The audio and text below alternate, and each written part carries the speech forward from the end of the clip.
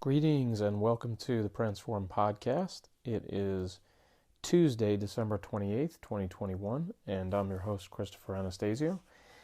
And today, guys, we're going to have a really quick episode 22.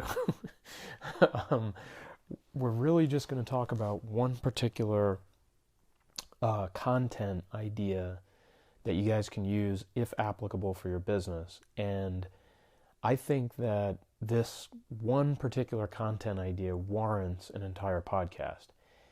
I think it is nearly universally applicable. I think most of you can leverage this idea that I'm about to run by you guys.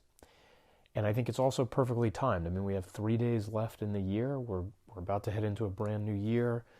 I imagine that for any of you that are serious about engaging in the social media space, in the digital marketing space, you are committed on some level or another to creating content and maybe upping your content game to the point where you're making a substantial increase in volume. And I think this particular tactic is one of the ways that can help you get there.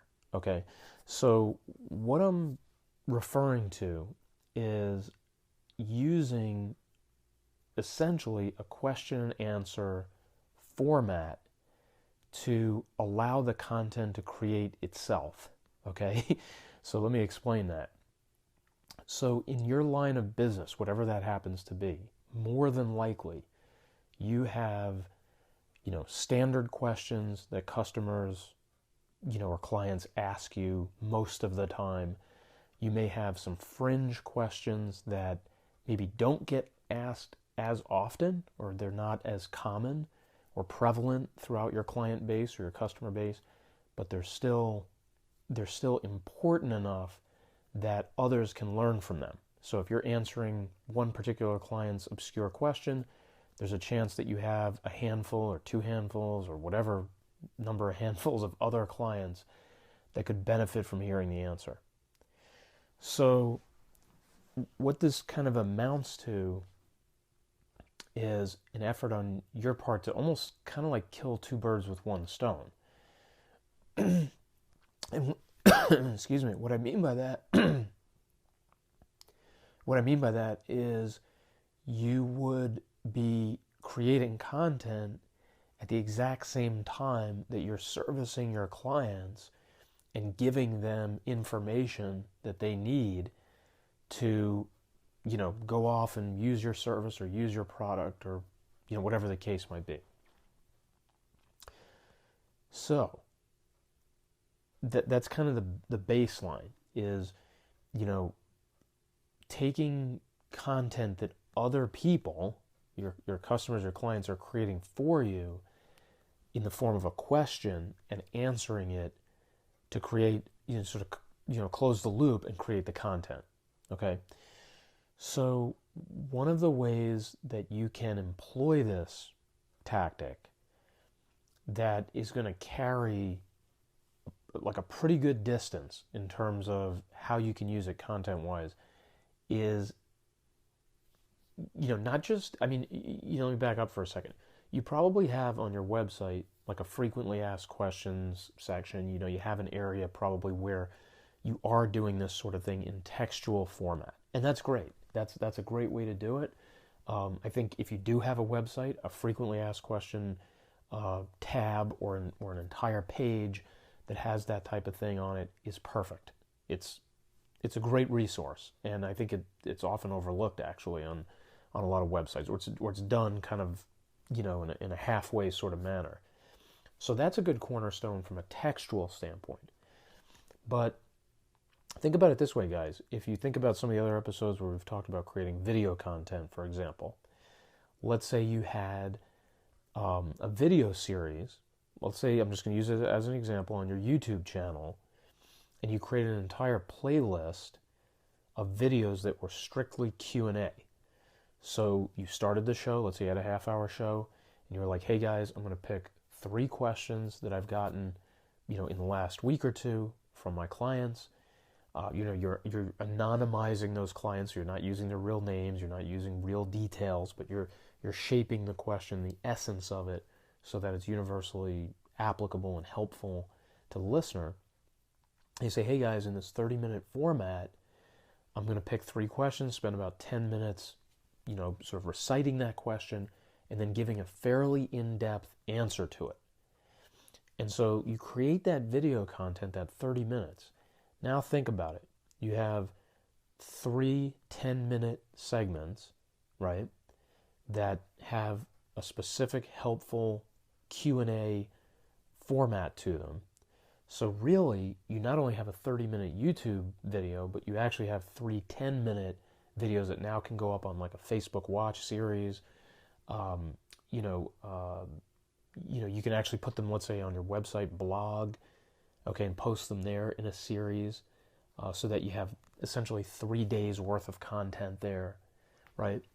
Then what you can do is take the audio from that video, strip that down, and now you have a podcast, right? Because if you, if you spent 30 minutes answering questions in depth, that qualifies, far and away, qualifies as a substantive, useful, helpful piece of voice content that works really well in a podcast format. Okay? Now you could take that 30 minutes of audio, break that into 3 10-minute clips, okay, and then, put those, maybe you break them down even smaller into voice tweets if you're on Twitter. You can also, obviously, backing up for a second to video, you can put those 3 10-minute videos that I mentioned before, not just on Facebook Watch, put them over on LinkedIn, right? And now you have a LinkedIn series. Hey guys, part 1, I'm going to answer this question. Check back here tomorrow for part 2. I'm going to answer the next question, and do something like that with it. So, again, as we've mentioned before on this podcast, when you create video content, you have the most flexibility. Because with the video content automatically comes audio, which automatically can be transcribed to text. But let's say you're like, hey Chris, I don't have a YouTube channel, I'm not doing videos, just never going to get on camera, whatever. You can go straight to audio, and you can do exactly what I just mentioned. Create an audio-based show where nobody's seeing you, so now you could sort of have it in your mind, like, okay, I'm invisible to the viewer. Obviously body language is not going to help. I have to be very careful with my cadence and my delivery audio-wise. But you then tailor the show around that. So you have it, a set Q&A. You rip through them one at a time, however many minutes or so you want to spend on each one, to give yourself, a solid piece of audio content that's Q&A based. Now, taking this up a notch, these are all situations where the questions are set. You know what the questions are. They've been asked of you already, let's say in your daily course of business, or you just know that clients ask you this question all the time, so you're going to include it. And so it's a set piece kind of thing where you already know the questions. You go into the podcast or you go into the video, and you already know what you're going to be answering because you've teed it all up and you already picked the questions. What you can do instead, or in parallel to that, whenever it's appropriate, whenever you have the flexibility to do it, is make the show live.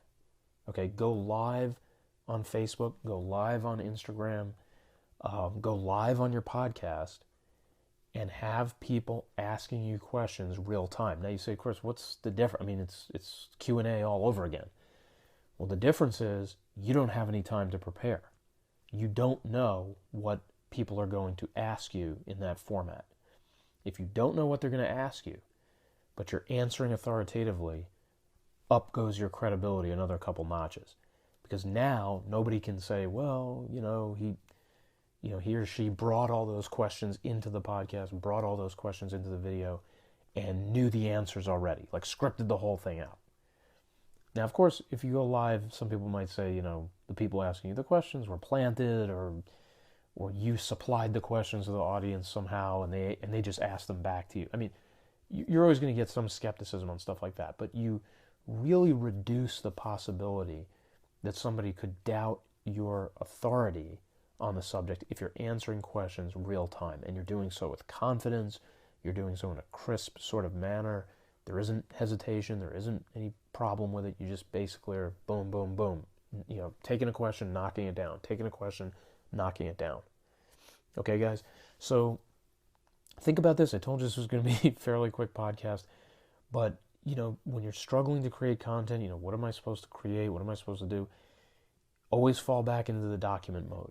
Okay? I mean, yes, once in a while, if you have the inspiration to create something completely original and fresh and you just want to do that's great. But, 9 times out of 10 when you're stuck, or just 9 times out of 10, period, some of that great content is you just documenting what's already happening in your business. And then using that to sort of shape it and create value for other people who are consuming the content. Okay? So again, when you're dealing with clients or customers in your business, don't treat that as a one-off event. Like, oh, I had this one client ask me this one question, and I answered that one client, and boom, case closed. It's like, no, there's an opportunity when you answer that client's question to create more value for everyone else who's paying attention to you, right? So the one client's question comes in, it's a value-added kind of question that can help a lot of people, and then you pivot off of answering that question by routing it into your content delivery. Okay, and you actually use it to sort of echo it back to your audience. Okay, and then like I said, if you want to take it up a notch and you want to be even more freewheeling with it, and you want to really show that you have an authoritative voice, do it live, and make it almost like a call-in show. Okay, where you're literally like, hey, we're taking callers. If you have a switchboard, I mean, that's great. If you don't have a switchboard, and you can't do it that way with a podcast, then like I said, you can go live on Instagram or Facebook, I think those are two of the better platforms for you to do. You can go live on YouTube as well, and you can do a live format Q&A kind of session that way.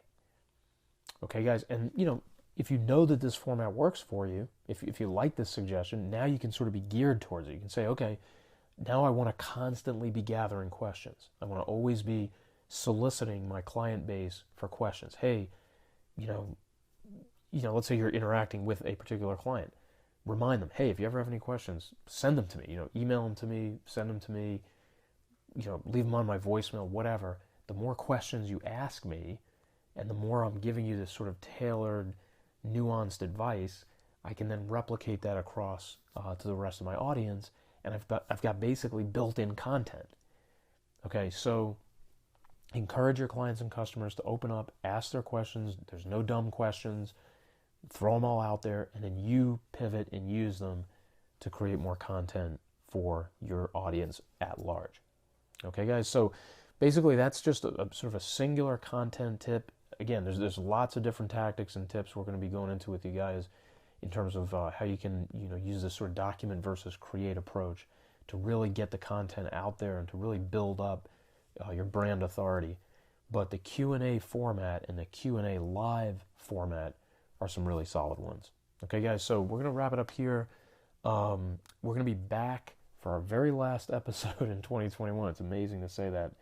We'll come back to you with episode 23 on Thursday, December 30th, and that'll wrap it up for 2021, and we'll see you back during the week of 3 January. We'll have 2 more episodes there for you as we open up 2022.